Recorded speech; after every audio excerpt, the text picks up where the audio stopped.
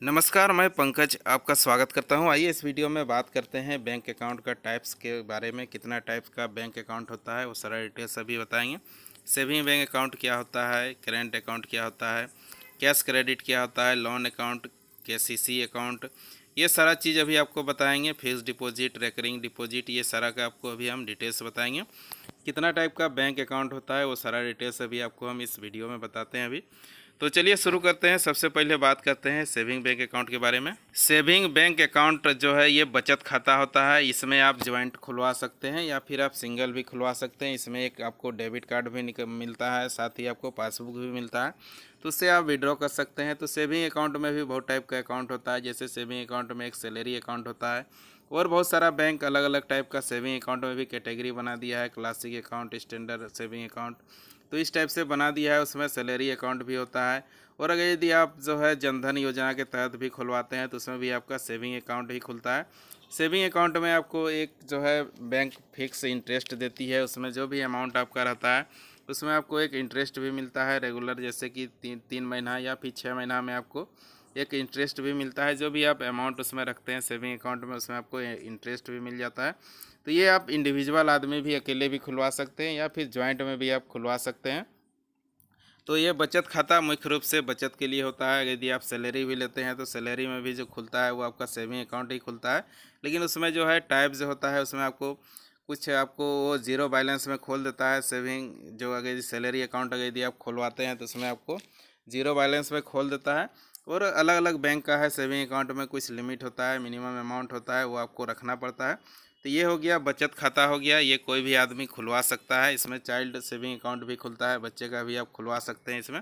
तो सारे बैंक ये सेविंग बैंक अकाउंट ऑफर करती है। किसी भी बैंक में आप इस बचत खाता को खुलवा सकते हैं। इसमें आप एक लिमिट तक ही ट्रांजैक्शन कर सकते हैं। ट्रांजैक्शन का भी इसमें लिमिट होता है, इसमें अमाउंट का भी लिमिट होता है। आप इसमें ज़्यादा ट्रांजैक्शन नहीं कर सकते हैं, क्योंकि ये स्पेशल बचत के लिए बनाया गया है। तो इसमें आपको ज़्यादा ट्रांजैक्शन करने का सुविधा नहीं मिलता है। आप इसमें कम ट्रांजैक्शन कर सकते हैं। जो लिमिट है हर एक बैंक का कुछ अलग अलग लिमिट होता है, तो उस लिमिट के अंदर ही इस अकाउंट में आप ट्रांजैक्शन कर सकते हैं।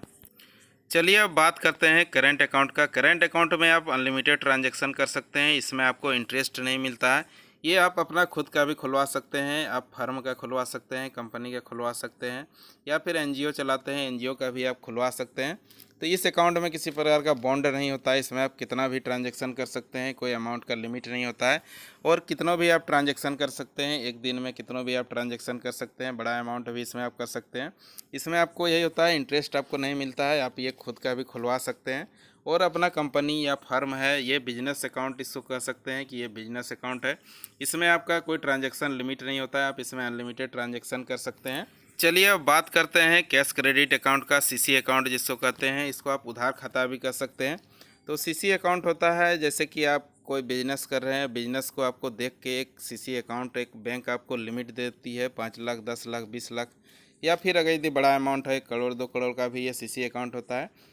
तो ये इसमें बैंक कुछ डिपॉजिट लेती है, उसके बाद आपको एक लिमिट देता है। जैसे कि 1 करोड़ का लिमिट आपको मिल गया या 50 लाख का लिमिट मिल गया, तो उसको आप उतना तक आप निकाल सकते हैं। उसमें यदि 50 लाख का यदि आपका क्रेडिट लिमिट है तो आप 50 लाख तक निकाल सकते हैं।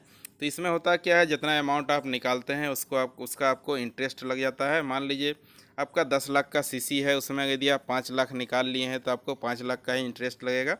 और अगर यदि आप पूरा अमाउंट निकाल लेते हैं तो पूरा अमाउंट का आपको इंटरेस्ट लगेगा। तो इसमें बैंक कुछ डिपॉजिट लेती है, जैसे कि फिक्स डिपॉजिट है, यानी कि जो है आपको एक जो है आपको सिक्योरिटी लेती है बैंक। उसके बाद आपको कैश क्रेडिट का आपको फैसिलिटी मिलता है ये।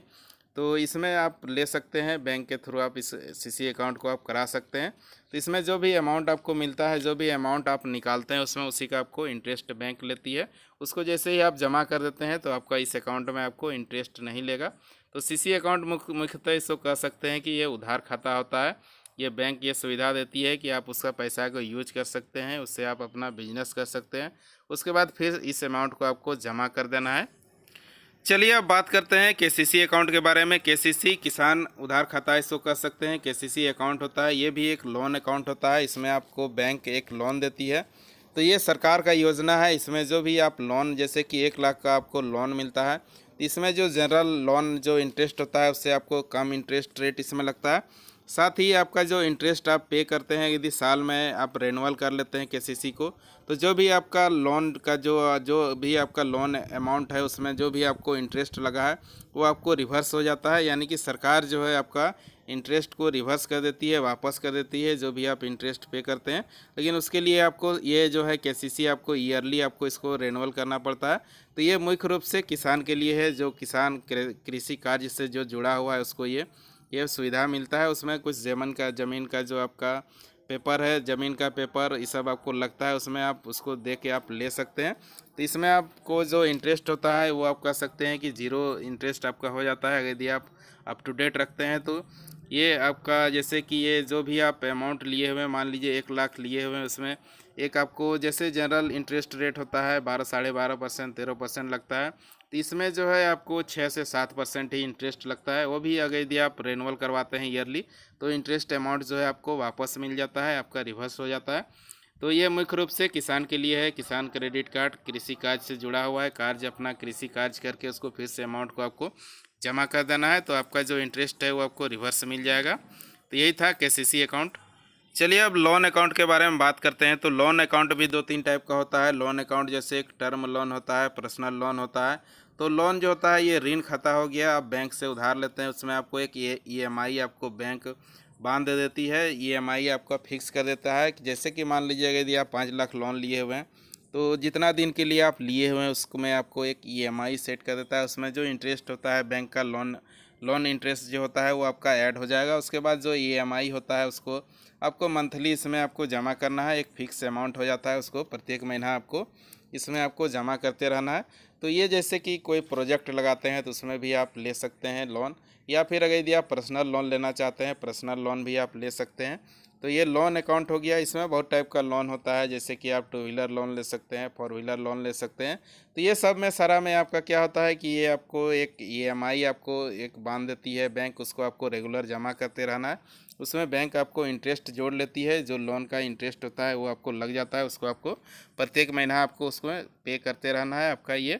तो लोन अकाउंट हो गया। खास करके इसमें जैसे कि आप बैंक से उधार ले रहे हैं, उसको आपको मंथली जमा करते जाना है, तो यही लोन अकाउंट हो गया। चलिए अब बात करते हैं फिक्स डिपॉजिट अकाउंट का। तो ये फिक्स डिपॉजिट अमाउंट होता है, सावधि जमा खाता इसको बोलते हैं। तो इसमें आप एक समय होता है, जैसे साल भर के लिए आप करना चाहते हैं फिक्स, उसके अमाउंट को एक अमाउंट आपको फिक्स करना पड़ता है। जैसे कि आप 1 लाख जमा करना चाहते हैं तो उसमें एक फ़िक्स इंटरेस्ट आपको मिलता है। इसमें जो है इंटरेस्ट आपको सेविंग अकाउंट से ज़्यादा आपको इंटरेस्ट मिलता है। तो ये होता है एक फ़िक्स डिपॉजिट है, जैसे कि आप एक टाइम, इसको आप टाइम डिपॉजिट भी बोल सकते हैं। जैसे कि साल भर के लिए, 2 साल के लिए, 3 साल के लिए, मैक्सिमम 10 साल के लिए आप इसमें जमा कर सकते हैं। तो इसमें आपको अच्छा इंटरेस्ट मिल जाता है, और इसमें एक फिक्स अमाउंट जो है इंटरेस्ट के रेट में आपको ये मिलते रहेगा, इसमें रेगुलर मिलते रहेगा। तो ये आपका मंथली ऐड होता है, जो भी अमाउंट है आप जमा करते हैं उसमें आपका मंथली इंटरेस्ट आपका ऐड होते जाएगा। तो ये आप कह सकते हैं ये इंटरेस्ट, फिक्स इंटरेस्ट इसमें एक मिलते रहती है बैंक से। चलिए अब रेकरिंग डिपॉजिट अकाउंट के बारे में बात करते हैं। इसको आरडी अकाउंट बोलते हैं, आवर्ती जमा खाता। तो ये भी एक फिक्स डिपॉजिट ही इसको कह सकते हैं, जो कि इसमें आपको प्रत्येक मंथ एक अमाउंट है। अगर यदि आप 500 या फिर 1000, 2000, 5000, 10,000 जो भी आप अमाउंट जमा करना चाहते हैं, ये आपका मंथली जो है सेविंग अकाउंट से आप उसको अपना जो है लिंक कर सकते हैं। सेविंग अकाउंट से आपका ये इसमें आवर्ती खाता में आपका जमा होते जाएगा। ये आपका मंथली जमा होता है। तो मंथली जो भी एक अमाउंट आप सेट करना चाहते हैं इसमें सेट कर सकते हैं। तो इसमें जो इंटरेस्ट होता है वो आपको फिक्स डिपॉजिट का ही लगभग इंटरेस्ट आपको मिलता है। जितना फिक्स डिपॉजिट में आपको मिलता है उतना ही अमाउंट आपको इसमें भी आपको इंटरेस्ट के रूप में मिलते रहेगा। आप हर एक महीना इसमें आप जमा कर सकते हैं। और जैसे ही जो भी टाइम आप इसमें सेट कर सकते हैं, 2 साल, 3 साल, 4 साल, 5 साल, जितना का भी आप सेट करते हैं। तो जैसे ही आपका रिकरिंग टाइम पूरा होता है, आपका जो है सेविंग अकाउंट में आपका ऑटोमेटिक ये आ जाता है। उसको आपको सेट करना पड़ता है, बैंक आपका सेट कर देगा। जैसे ही टाइम आपका पूरा हो जाता है रिकरिंग का, वो जो भी इंटरेस्ट सहित आपका सेविंग अकाउंट में वो अमाउंट आ जाएगा। तो ये होता है मंथली जमा, इसको बोल सकते हैं मंथली जमा, इसको कह सकते हैं। चलिए अब बात करते हैं क्रेडिट कार्ड का। इसको उधार कार्ड भी बोल सकते हैं। इसमें आप शॉपिंग कर सकते हैं। तो जैसे जो भी आप शॉपिंग करते हैं, एक लिमिट आपको मिल जाता है। आपका लिमिट जो है ट्रांजैक्शन के हिसाब से आपको एक बैंक लिमिट देती है। जो भी आपको लिमिट मिलता है पूरा लिमिट को आप यूज कर सकते हैं, उसको शॉपिंग कर सकते हैं। उससे आप बहुत यूज़ कर सकते हैं। उसमें एक कार्ड आपको मिल जाता है, फिजिकल कार्ड भी मिल जाता है, डिजिटली रूप से भी आप उसको यूज कर सकते हैं। ई कॉमर्स साइट में कर सकते हैं या फिर जो है शॉपिंग मॉल में आप उसको यूज कर सकते हैं, पेट्रोल भरवा सकते हैं। बहुत सारा आप इसमें शॉपिंग कर सकते हैं, बहुत सारा कहीं भी आप दुकान में जाते हैं वहाँ भी आप इस कार्ड को स्वाइप करके शॉपिंग कर सकते हैं। तो जितना भी आप शॉपिंग करते हैं, जैसे इस मंथ में जो भी आप शॉपिंग किए हुए हैं, तो इसका जो बिल होता है, वो बिल आपको जो है 60 दिन 45 दिन में आपका बिल जो है जनरेट होता है। उसके बाद आपको उस अमाउंट को आपको जमा कर देना है। इसमें किसी प्रकार का आपको इंटरेस्ट नहीं लगता है। यदि जो भी आपको टाइम मिलता है, जैसे 45 दिन का आपको समय मिलता है या फिर 60 दिन का आपको समय मिलता है, तो उसमें जो भी आपका बिल अमाउंट है उसको आपको जमा कर देना है। तो अगर यदि आप जमा नहीं करते हैं तो आपको उसमें फ़ाइन और इंटरेस्ट भी आपका उसमें लगना शुरू हो जाता है। लेकिन एक समय मिलता है, उस समय के अंदर में आपको किसी प्रकार का कोई चार्ज आपको ये नहीं लेता है। जो भी आप खर्च करते हैं उसमें आपको किसी प्रकार का चार्ज नहीं लगता है। तो ये भी कार्ड जो है, एक क्रेडिट कार्ड भी एक बैंक की ही आपको ये फैसिलिटी उपलब्ध कराती है। तो जो भी बैंक में आपका अकाउंट है उसमें आप इस अकाउंट को आप ओपन कर सकते हैं। क्रेडिट कार्ड का एक अकाउंट आपको ओपन कर देता है। उसको आप लिमिट को आप यूज़ कर सकते हैं और उसको आपको जैसे ही टाइम पूरा होता है उसको आप पे कर सकते हैं। तो किसी प्रकार का आपको उसमें इंटरेस्ट नहीं लगता है।